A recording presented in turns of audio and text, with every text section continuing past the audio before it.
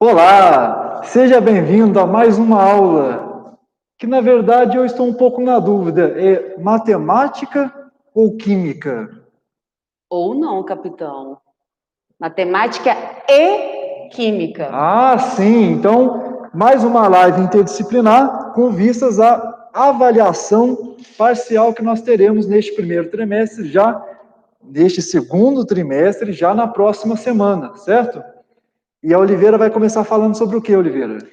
Bom dia a todos, primeiramente, né? É muito bom estar com vocês aqui novamente, compartilhando mais uma vez essa aula com o capitão Belchior.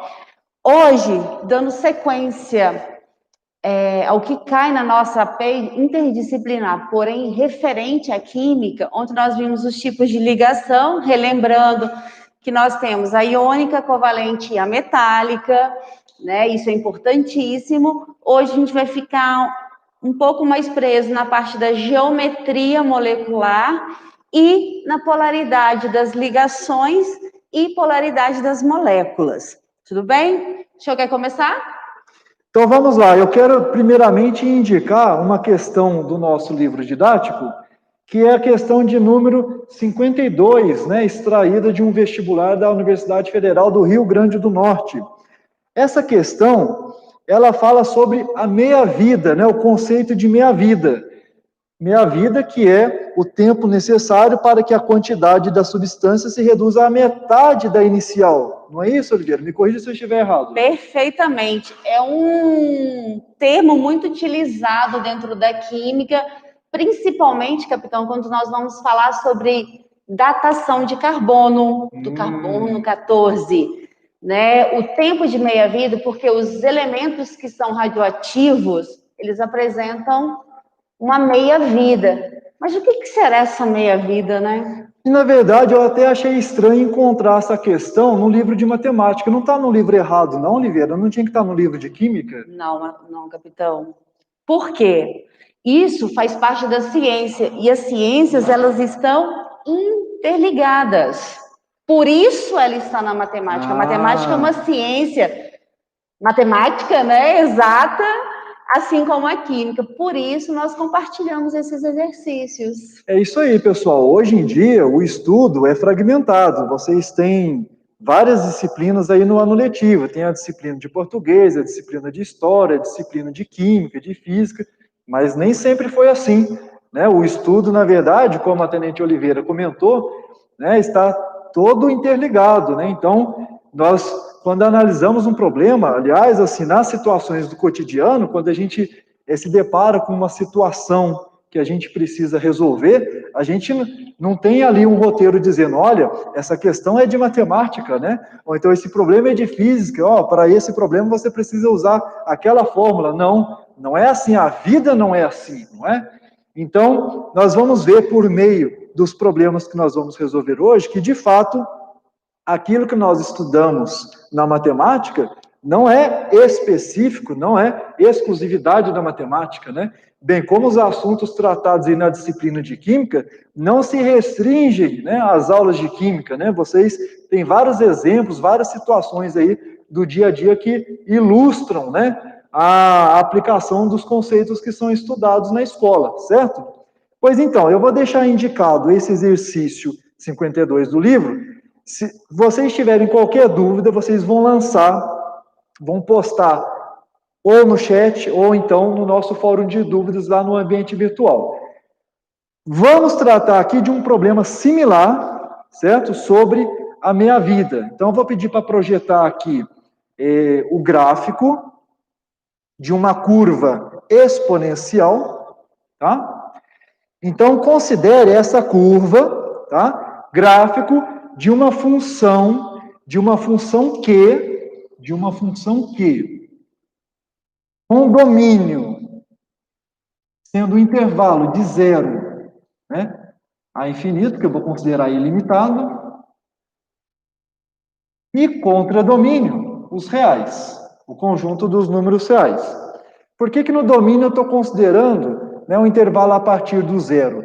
A gente não trata de tempo negativo, não é isso, Oliveira? Verdade. Não existe, né, o tempo negativo. Quando vocês estudam problemas na física, vocês até falam, né, em velocidade negativa, né? Vocês também falam em variação negativa da posição, né, lá o ΔS, mas tempo não. E repare que aqui no eixo horizontal, esse, Oliveira, a letra que aparece aí, qual é? Que está pequena, eu não estou conseguindo enxergar. A letra T. T, que é para indicar o tempo. Então, por isso que o domínio aqui, ó, é o intervalo iniciando no zero. O tempo a partir do zero. Beleza.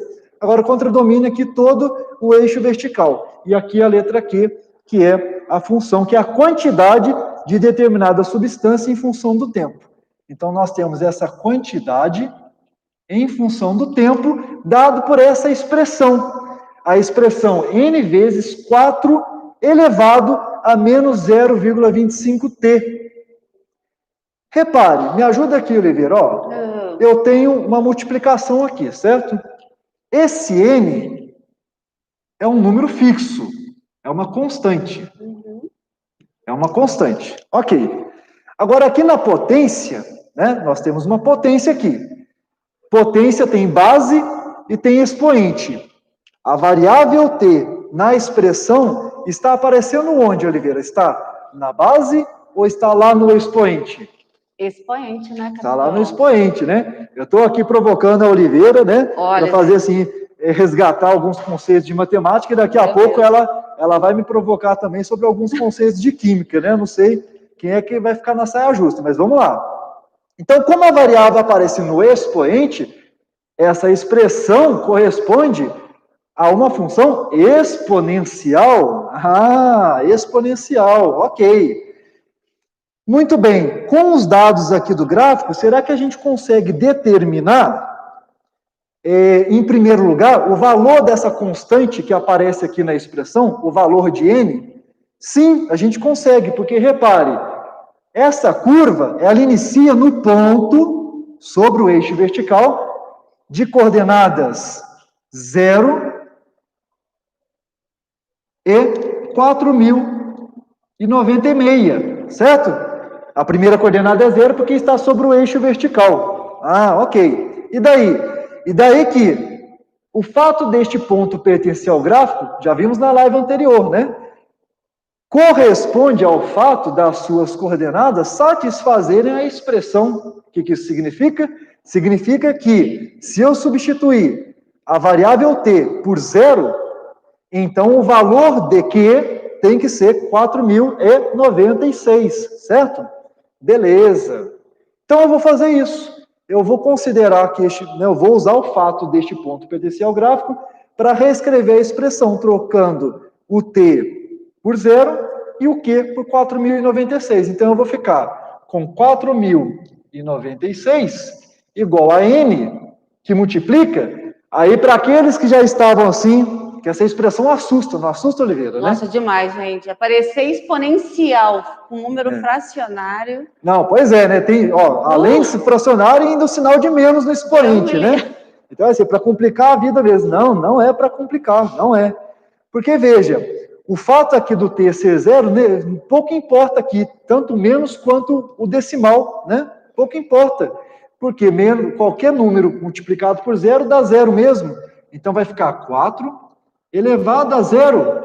Ixi. E aí, todo número elevado a 0, com exceção do próprio 0, a gente sabe que é quanto? 1. 1. Nossa, já deu o valor de... Caramba, hein, Rafael? Me ajuda, por favor, isso mesmo. Quanto mais rápido vocês responderem, vocês me evitam ter que dar uma resposta errada. Muito bom. Então, veja, aluno salvando o professor, hein? Muito bom. Então, ó, 4 elevado a 0 é 1. Agora, todo número multiplicado por 1 dá o próprio número, certo? Então, conclusão, 4.096 é efetivamente o valor de n. Então, agora a gente conhece a expressão da função. O acima pergunta por que 4 está elevado a 0. É, porque a gente está usando... É quem, Rafael? Viu, Rafael? Porque a gente está usando este ponto... Moacir. Tudo bom, Moacir? Então, Moacir, a gente está usando esse ponto aqui, cuja primeira coordenada, que corresponde a t, é 0. Então, por isso que a gente substituiu lá o t por 0, e menos 0,25 vezes 0 dá 0 mesmo, por isso ficou 4 elevado a 0. Agora, 4 elevado a 0 não é 0, hein? Não é 0, é 1. e 1 vezes n dá o próprio n. Ou seja, toda essa conta aqui foi para a gente concluir que a expressão da função exponencial Q é Q de t igual a 4.096 vezes 4 elevado a menos 0,25 t. Certo? Tranquilo, pessoal? Muito bem. E daí que no gráfico aparece um outro ponto. Está destacado um outro ponto. Vocês vão encontrar isso em algum momento.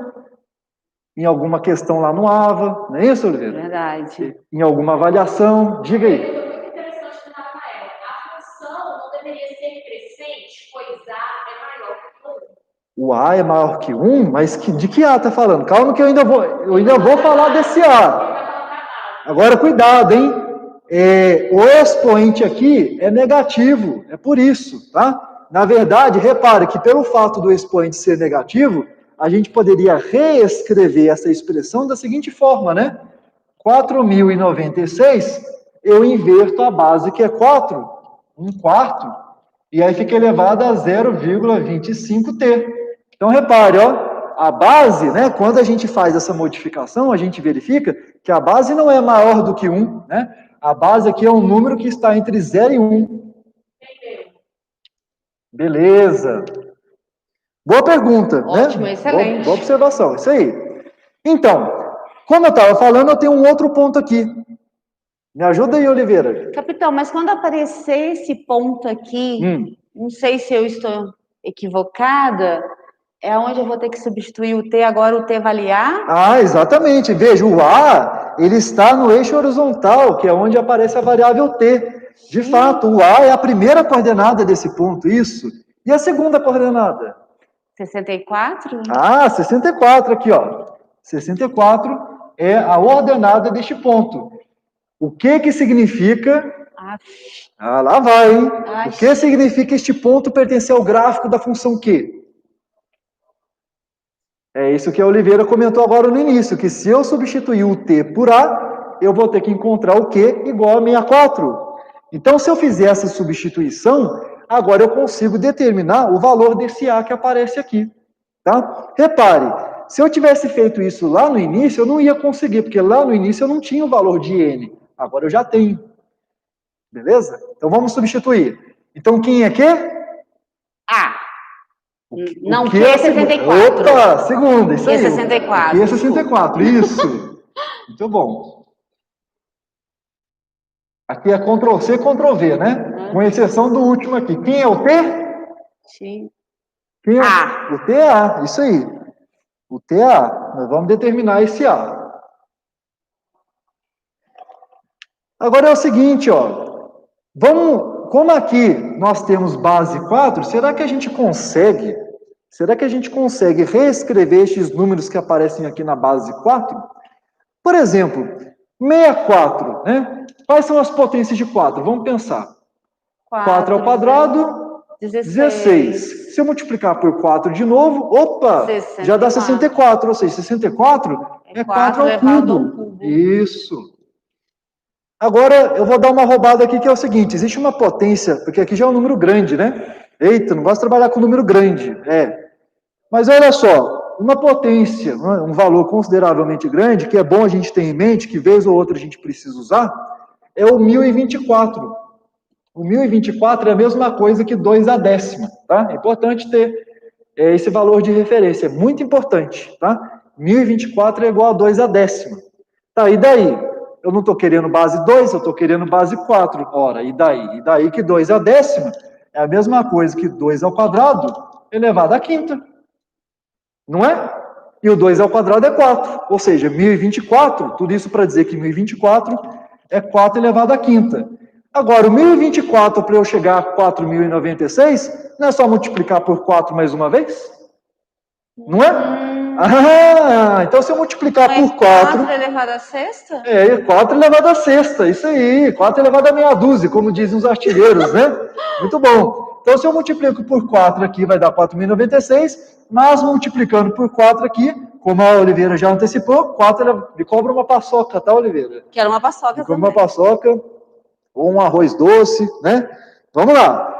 4 elevado a sexta, então eu vou escrever aqui, que esse 4.096 é 4 elevado a meia dúzia. Não é assim, artilheiro? Isso aí, tem um pessoal aí que é do Grêmio de Artilharia, né? Tá vibrando. Muito bom. Vezes 4 elevado a menos 0,25A.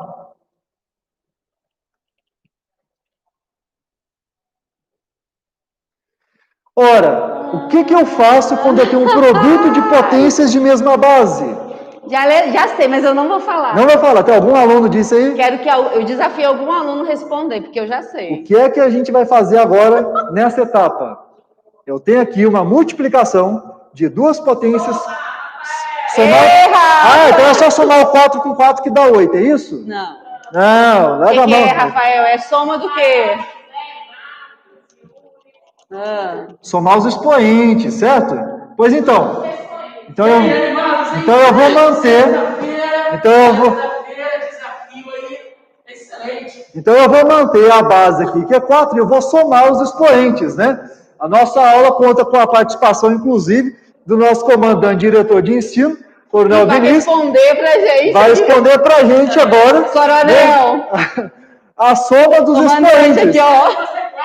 É isso aí, 4. Muito bom. Então vai ficar 6 menos 0,25A. Ora, o que dá a soma de 6 com menos 0,25A? 6 menos 0,25A. Pronto, é a conta mais fácil de fazer, é aquela que a gente não escreve o resultado. Muito bem. Então vai ficar 4 ao cubo igual a 4 elevado a todo esse expoente. Oliveira, não vou te dar descanso ainda não.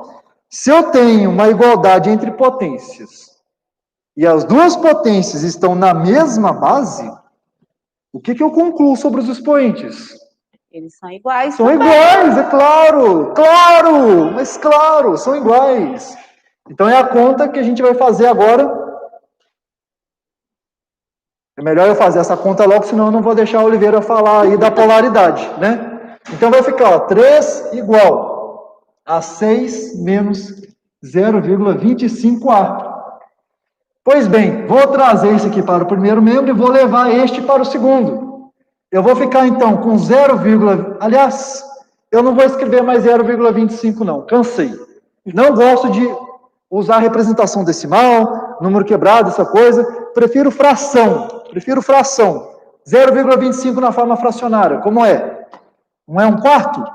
Então, 1/4 de A é igual a meia dúzia que já estava no segundo membro, menos o 3 que a gente levou para lá.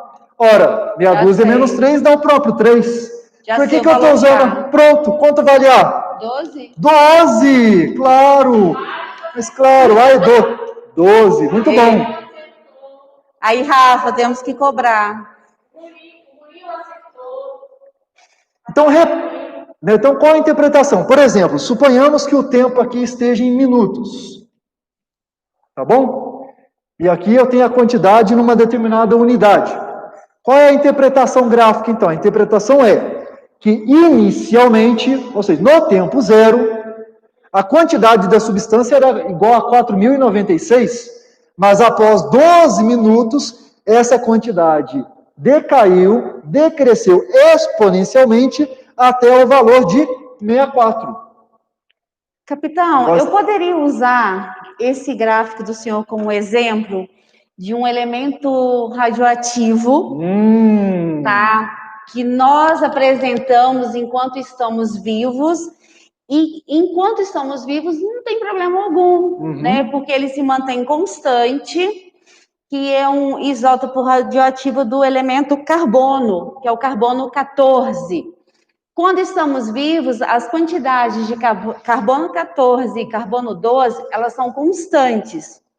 Porém, quando uma pessoa morre, essa quantidade de carbono 14, ela vai o quê? Diminuindo. Supondo que esse decaimento seja um decaimento o quê? Exponencial, tá? Como é que eu faria? Tem como projetar a tabela? Já posso tirar aqui? Claro, claro. Não, o exercício, por favor. Isso. Então, olha só, aproveitando o gráfico da função exponencial do capitão, eu coloquei assim, um composto A, que é uma variedade isotópica de um elemento químico que apresenta distribuição eletrônica. Olha o que eu falei, pré-requisito. A professora não cai distribuição? Cai sim. Deixa eu interromper rapidinho, Sim. só para ver se eu lembro bem lá, eu tive bons professores de química no ensino médio. O isotópico, por acaso, é porque é o mesmo número de prótons, é? Perfeito. Ah! Então tá. Esse elemento, ele é um isótopo de um elemento que no seu estado fundamental, o que é o estado fundamental? O estado de maior ou menor energia? Quero que alguém me responda. Estado fundamental. Ele apresenta a distribuição 1s2, 2s2, 2p2. Forma com. Então, olha só, o elemento químico A, ele tem essa distribuição eletrônica. Primeira coisa, não tenho o auxílio da tabela em mãos, então eu preciso, capitão, encontrar, localizar esse elemento. O senhor lembra como localiza um elemento na tabela pela A partir da distribuição eu não lembro. Então, a primeira coisa, capitão, a distribuição ela é importantíssima porque a sua camada de valência, ela vai indicar o período que você é de 1 a 7, que é de 1 a 7, tá. E o seu subnível mais energético, capitão, é sempre aonde termina a distribuição. Se terminar com subníveis S ou P, eu sei que o elemento é um elemento representativo. Se terminar com subnível D ou F, eu sei que esse elemento é um elemento de transição. Então, neste caso aqui, capitão, o elemento A é um elemento o quê? Representativo ou de transição? Antes, só me responda se está certo isso aqui. O período dele é 2? É esse último número que aparece aqui? Perfeito, isso. A camada de valência é tudo o que apresenta o maior número antes da letra. Nossa senhora, é muito rápido, né? É grupo 14, é? Isso, na CV, na camada de valência. Não.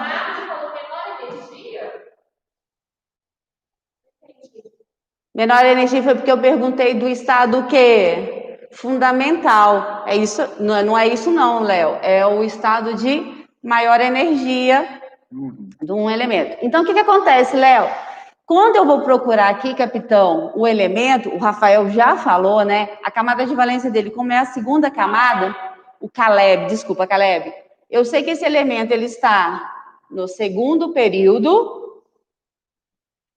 e ele está no grupo, né, Caleb? Como é um elemento representativo, a soma dos elétrons da camada de valência vai indicar em qual grupo ele está. Ele está no grupo 2 com 2, 4. Lembrando que os elementos representativos, eles são separados pelas 10 colunas dos elementos de transição. Então, 4 mais 10, eu tenho o grupo 14.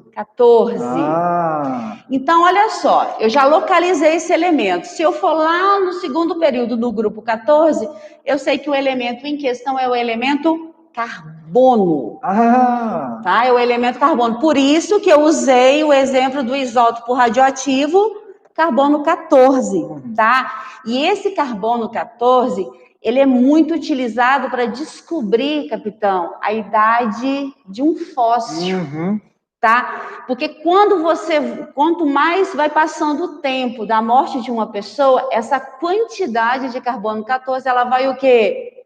Diminuindo. Então, eles usam, os químicos forenses, né, os cientistas forenses, eles usam a datação do carbono para descobrir a idade média de um fóssil.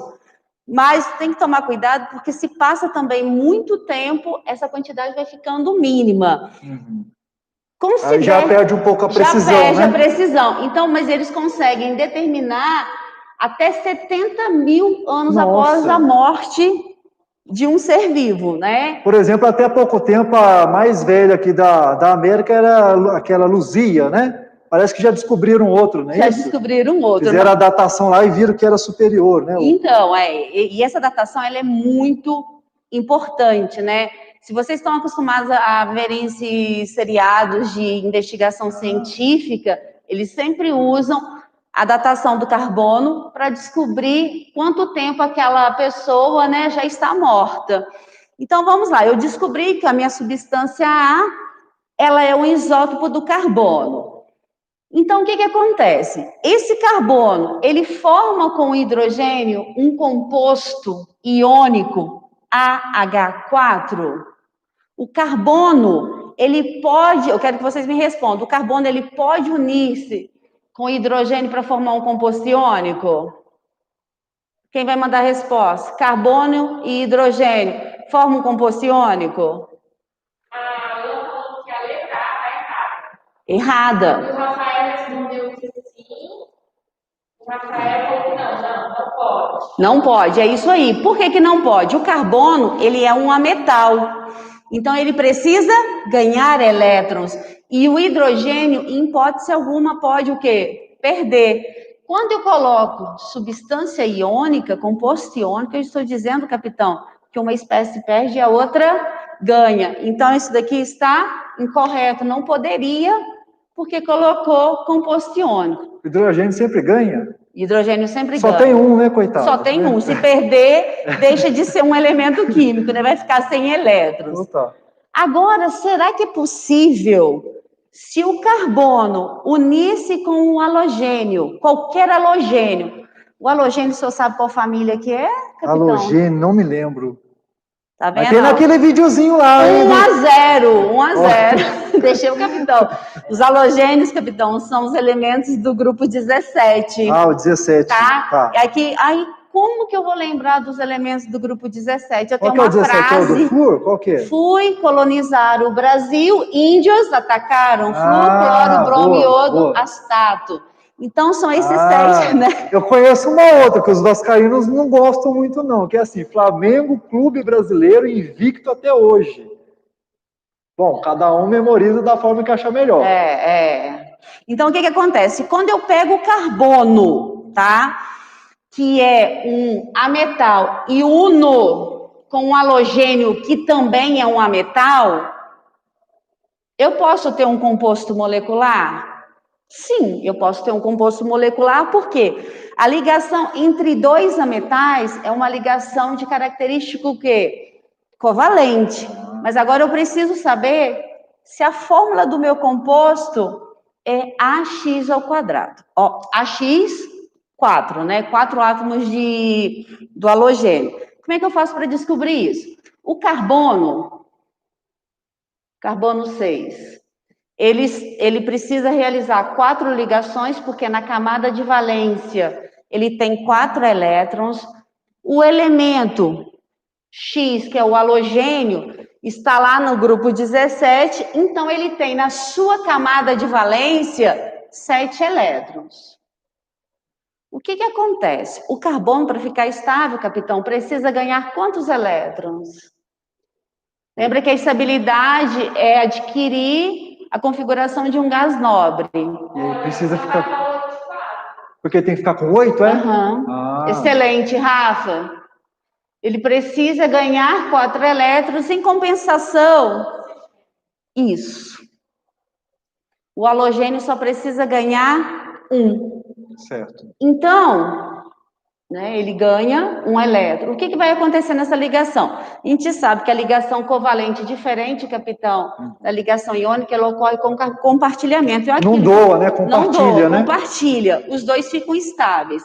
Então, o carbono é o meu elemento central porque ele realiza mais ligações. Ele tem 4 elétrons na camada de valência e precisa fazer os 4 compartilhamentos. Mas eu só tenho... Cada halogênio só pode fazer um único compartilhamento. Então, olha só, eu vou ter que desenhar 7 elétrons para cada átomo de halogênio, porque é o que eles apresentam na sua camada de valência. E aí, eu preciso de 4 átomos do elemento X, né? 4 átomos do elemento X. Então, vamos lá. Você tem certeza que isso aí é química, Oliveira? Isso aí não é matemática, não? Isso é ciência, né? Isso é ciência, isso é ciência, capitão, pessoal. né? Isso é raciocínio, né? Então, olha um lá. pouquinho de intuição ajuda também, né, Oliveira? Lógico, olha lá, ó. Olha aí. Completou as ligações. O composto formado é o CX4,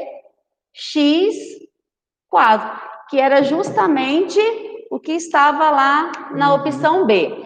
Aí, que na verdade, aqui eu coloquei AX4, mas lembrando que o A é o elemento carbono. Só que com certeza o capitão, se ele fosse escrever, talvez ele não escreveria dessa forma. Capitão, por favor, não brigue. Falou que X4 é uma geometria tetraédrica. O José falou que ela é apolar.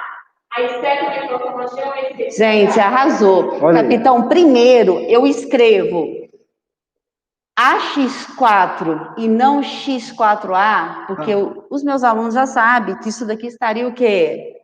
Incorreto. Porque quando a gente vai escrever a forma de um composto, a gente segue uma regrinha, capitão, que é a regrinha do Schoma.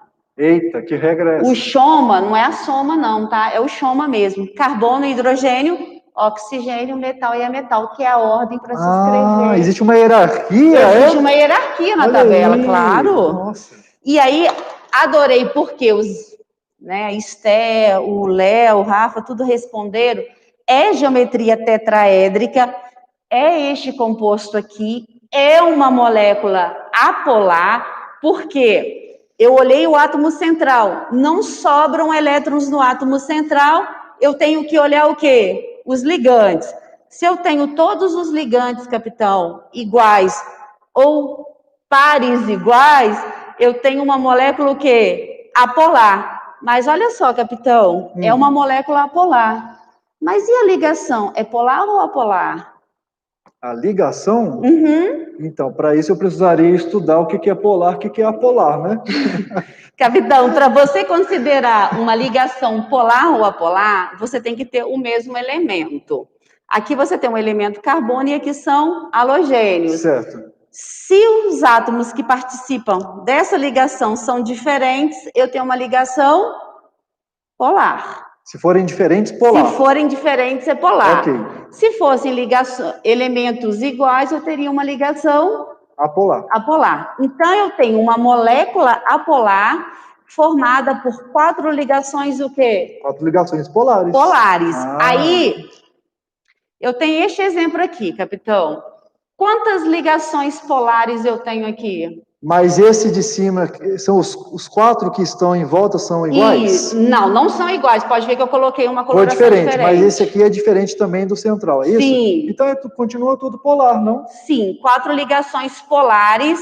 Essa molécula aqui também não sobram elétrons no átomo central. Então, poderia ser apolar, capitão. Mas nesse caso aqui, eu não tenho todos os ligantes iguais. Eu tenho um ligante diferente.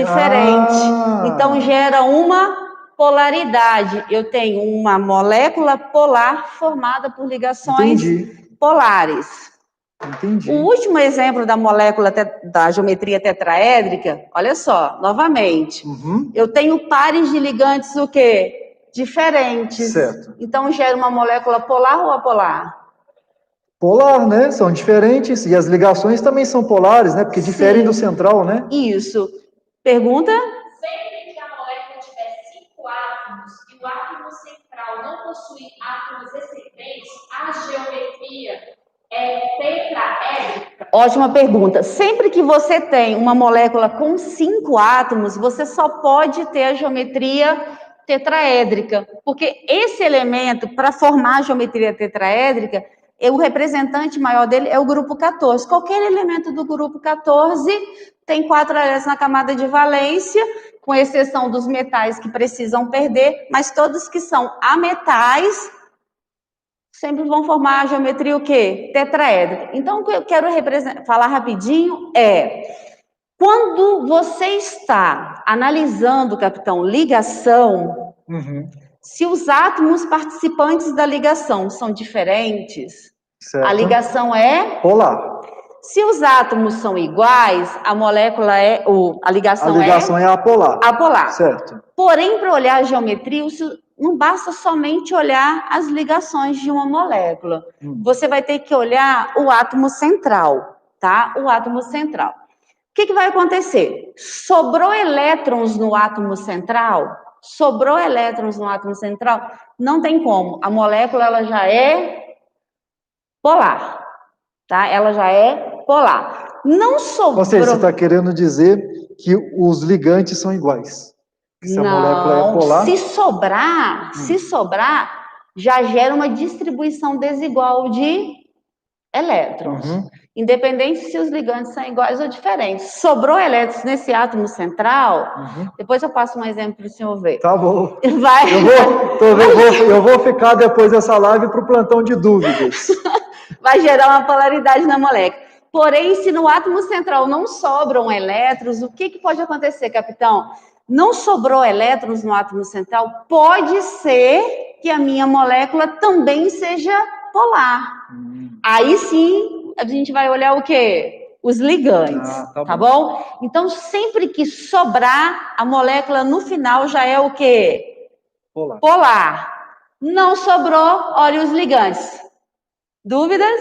Vai ficar plantão de dúvida, o capitão Belchior e o capitão Gomes. Ó, o capitão Gomes da CEF. Capitão Gomes da CEF também vai ficar Espero que meus alunos não fiquem. Então, o que acontece? Um exemplo aqui rapidinho, tá, capitão? Vamos lá. Olha só, no caso da molécula da água, sobram 2 pares de elétron. Sobraram 2 pares, sobrou elétrons aqui, capitão, no átomo central. Sobrou é polar. É polar. Tá. Eu sei que essa molécula aqui é uma molécula polar, formadas por ligações o quê? Polares. No caso da molécula do... Então, só para ver se eu entendi, aqui não é polar por causa desses ligantes serem iguais, né? Não, porque você pode ter polar mesmo com ligantes diferentes. Sim. E o que acontece? Quando no meu átomo central não sobram elétrons, aí sim eu dependo dos meus ligantes. No caso da molécula do CO2, os 2 ligantes são o quê? Iguais. Então, essa é uma molécula formada por 2 ligações covalentes polares, porém, ela é uma molécula apolar. Legal. Precisa ser um número par de elétrons? Sempre vai sobrar números pares, tá bom? Sempre sobram números pares. Ou 2, ou 4, ou 6, tá bem? Agora eu queria aproveitar o comentário que você fez sobre a datação do carbono, usando o carbono 14, né? E você falou do conceito de meia-vida. Então eu vou pedir para projetar aqui novamente o gráfico da nossa função exponencial, porque lá a gente viu que após, tinha dado quanto? Tinha dado 12 minutos, né? Tinha dado 12. Após 12 minutos tinha reduzido de 4.096 para 64, né? Uma redução drástica, né? Que a gente chama de exponencial, decaimento exponencial. Mas e se eu perguntasse, por exemplo, né, Oliveira, lá você colocou lá uma substância X, né? Se a pessoa tiver uma substância X, e aqui essa quantidade que aparece aqui, né, é a quantidade dessa substância. Então, em gramas, pode ser? Em gramas, vamos lá, vamos considerar em gramas, beleza. Então, inicialmente eu tinha 4.096 gramas, né? Pouco mais aí de 4 quilos. E se perguntasse assim, olha, qual a meia-vida dessa substância? Né? Quando pergunta-se qual a meia-vida da substância, está perguntando assim, olha, quanto tempo é necessário para que a quantidade inicial se reduza à metade? E aí eu vou dar um bizu para vocês, que é o seguinte, você não precisa fazer várias contas que normalmente o pessoal faz. Normalmente, o que o pessoal faz? Primeiro, pego, já que é metade, pego 4.096 e divide por 2. Segundo, escreva a expressão inteira, né? Então vai ficar o 4.096 por 2, que é 2.048, e escreve a expressão inteira.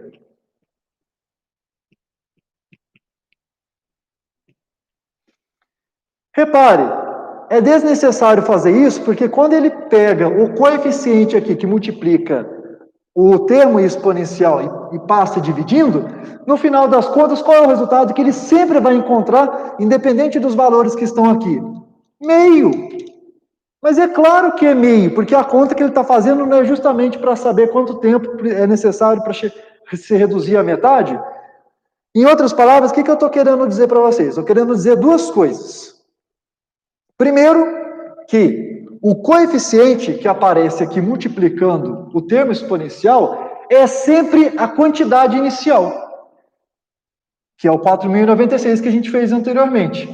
É sempre a quantidade inicial. O que eu chamo de quantidade inicial? É a mesma coisa que na física vocês chamam de velocidade inicial, que vocês chamam de posição inicial, ou seja, é o valor no tempo igual a zero. Tá bom? A segunda coisa que eu quero dizer, se eu preciso determinar a meia-vida, basta eu igualar a expressão exponencial a meio. Dúvida? Tá bom? Ah, tá. Então, eu vou pegar a expressão exponencial, que é 4 elevado a menos 0,25t, e vou igualar a meio. É disso que eu preciso. Então, no final das contas, o que eu preciso resolver para determinar a meia-vida é simplesmente essa equação exponencial. E para resolver a equação exponencial, vocês já viram na live da Tenente Iris, que basta reduzir tudo a potências de mesma base.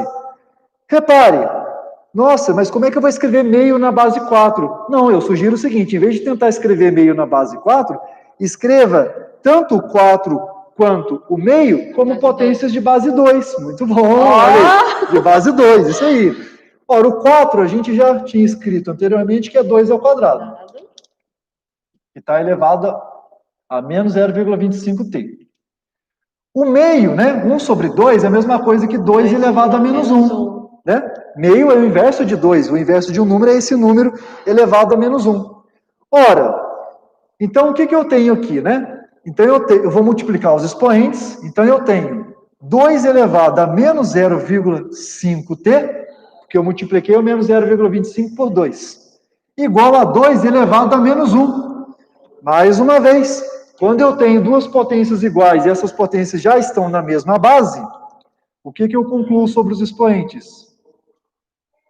São iguais. Então, menos 0,5t tem que ser igual a menos 1. Vamos lá, sem muito esforço, hein? Sem pensar em muitas regras operacionais. Responda aí no chat, quanto que tem que ser o t? Qual o número que multiplicado por menos 0,5 vai dar menos 1? Ninguém respondeu? 2, isso aí, 2. 2, muito bom. Conclusão, a meia-vida dessa substância é de 2 minutos. O que isso significa? Após 2 minutos, a quantidade dessa substância será a metade da quantidade que havia no início. Então, gente, essa substância que o capitão utilizou, né, eu tinha falado para vocês, supondo que ela fosse o carbono 14. No caso, o capitão, se fosse o elemento carbono 14, o tempo de meia-vida dele é de 5.730 anos. Nossa!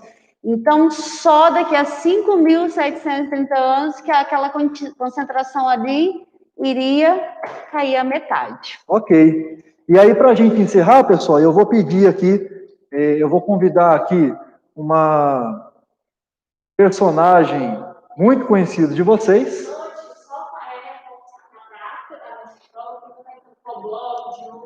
Lembrando, pessoal, que a nossa API interdisciplinar, quarta-feira, 24 de junho, certo? E ela estará dentro da área de matemática no AVA. Se você entrar lá, em qualquer bloco da química, você não vai encontrar a prova. A prova estará dentro da matemática. E a nota que você obtiver nessa prova valerá tanto para a matemática quanto para a química. É uma pena que não valha também para a física, poderia valer também, né? Com certeza. E mandem, gente, é importante que vocês mandem as dúvidas. Perguntem, tá? Eu vou deixar uma lista de exercícios para vocês, façam e encaminhem as dúvidas. Ótimo. E em função das avaliações parciais que ocorrerão de segunda a quarta-feira, nesses dias nós não teremos lives. As lives serão retomadas na quinta-feira, dia 25. É isso aí, pessoal! Até a próxima!